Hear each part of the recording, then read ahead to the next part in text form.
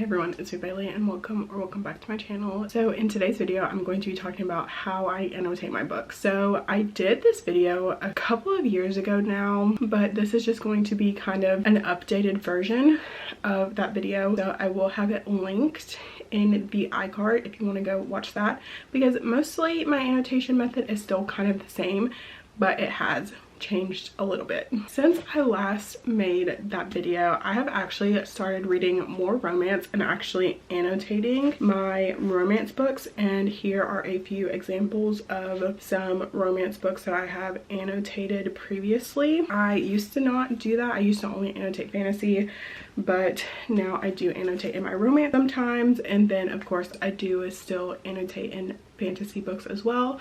I have one main method for romance and then kind of two methods for fantasy. But before I get into that, I'm going to talk about the supplies that I use. So as far as pens, I do use 3 different types of pens when I'm annotating my books. So I like to use the Pilot G2 in 0.7 pen. This is just a regular like clicky pen that I really like. I also like to use the Papermate Ink Joy Gel in 07 as well to annotate. This is when I mainly use these when I'm annotating my fantasy books. And then I also like this Bic round stick pen as well, but I want to replace the Bic for the Ink Joy, like just regular, not the gel ones. So these are the main 3 pens that I use. Obviously this one I have it in a bunch of colors, so this one changes, but this was just the first one that I pulled out. But I keep all of my annotating supplies in this little pouch right here. I do not remember where I got this from, probably from Walmart, but this is what I keep my pens and things in. As far as highlighters, so I do use highlighters as well. I do use a mix of highlighters, so I use just the regular Sharpie highlighter, and I also use the Zebra mild liner as well. So these are the 2 types of highlighters that I use when I am annotating my books. And then I generally try to match the color highlighter to the color pick if I'm annotating that like in-depthly, which I do have a few examples that I will be showing you as well. So in this bag I also keep some transparent sticky notes. These are just from Office Depot. They are transparent, so you can stick them and write on them if you do not want to write on the page, or if you have more to say than what will fit on the page, and that's what I use these for. And then I also keep just some tabs in there as well, but I will be talking about the tabs because I do use different tabs. So I do have these like long sheets and then also these short sheets, and I use these, but I also have my bag of tabs here, which has all of these like different color variations of tabs, and these are mainly used for my romance books because they're like the more aesthetic way to tab. I do like these because they have the ruler on the edge, so it's good for getting a straight line when you're underlining things. But these are just from Amazon, these tabs. I have so many of them. I actually probably need to order another pack just because I know that I am out of certain colors, just because I like to use them a lot. But I really like these sticky tabs because they don't pick up the text from the page. But I just keep them along with my extras of these in just like a Ziploc bag. And these come with like 5 sheets to a pack or something like that. And then these are all like individual. But generally these stay in just a Ziploc bag on my TBR cart, nothing fancy.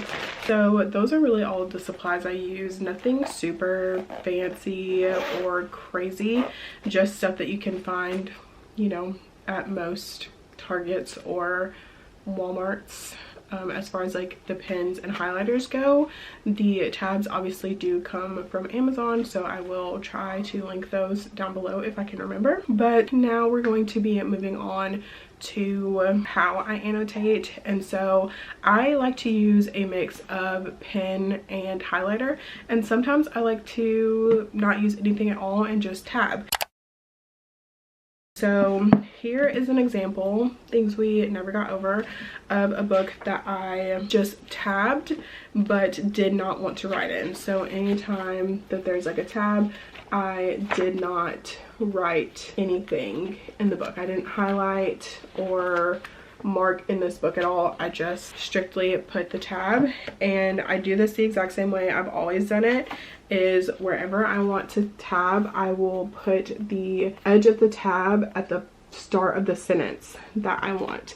So since this tab is right here, it's starting at this word both. So that is what I was trying to like highlight in that moment. So in this book, I did actually, this was the first book that I ever annotated like aesthetically, and so I did put a little key in the front where I just wrote on top of the tabs what each meaning of each color was, and I do still do this for the most part. So another example would be Before I Let Go by Kennedy Ryan. So this is one where I did not have a tab color key. This was just like where I tabbed based on the vibes, so I didn't have any color matching of highlighters, so I used a black pen to underline what I was looking to highlight on the page, and then I would also use a gray, I'm trying to find one, I would also use a gray highlighter if I felt like I needed to, but I don't think I actually used the highlighter in this one. I think I mainly just underlined. So yeah, for this one I mainly just like underline. I'll do brackets too if it's like a whole paragraph, and sometimes I will like do both. I will bracket and underline if I'm trying to underline a specific thing, and then like add the tab. Sometimes I'll like draw little things or like write little things in the margins, or just like along the lines, like in between the text, I'll just make little notes. So that's how I kind of annotated this one. So very similarly but very different. Another similar one to things we never got over was the fine print, and this one I ended up putting the tabs on the front cover. This didn't use as many colors, so there was not as many like options, and then I just put them in. I did not underline in this book, so again, just the tabs at the start of the sentence that I wanted to highlight. And that's really how I annotate my romance books, and I do it as more of like an aesthetic. So like the tabs, I try to match the tabs to like the color slash vibes of the book. So like since this cover looks like this, the tabs are this color, so they match pretty well. And then same with this one, the tabs match the colors of the book. So like with this one, I didn't do a key, but I tried to get tabs that kind of matched the aesthetic of the cover of the book. So that was the goal there. But that is how I annotate my romance books. Now we're moving on to my fantasy books. Now I have two ways of tabbing fantasy books. I will be using two Sarah J Maas books as my example, since they are like my most tabbed books. So we have A Court of Thorns and Roses and Crescent City, House of Earth and Blood. So these two books are both tabbed very similarly but very differently. So with A Court of Thorns and Roses, I decided to go with the more aesthetic method and trying to match the tabs to the cover of the book. And then for House of Earth and Blood, I went with my normal tabbing fantasy method, where I just had used my regular fantasy annotating key. So as far as my regular fantasy annotating key, this has not changed literally since I made that last video, which I definitely do go more into how I use the key in that video. So essentially I have, I think it's like a 7 color tab system where I use pink, yellow, green, blue, orange, and then 2 shades of purple. And this is when I feel like, when I was rereading this book, I feel like this is when I really perfected my highlight to pen method. So in this book, I definitely use both black pen, like green pen to match the color of the tab, and then I also will use like highlighters to match the color of the tab. I will use highlights and underlines at the same time, just like crossing the colors of like the pens and everything that it is that I wanted to encompass on like a page. So this has both blue highlights as well as pink underline, pink highlight, and purple highlight. And I don't know why this doesn't have a pink tab on it, but and then I just matched the color of the tab to the color of the highlight or the underline, and that is like generally how I annotate. So my key for this is that I will use pink for love, moments that I love, characters that I love, scenes that I love, just love. Next we have orange, which is like action or like shocking moments.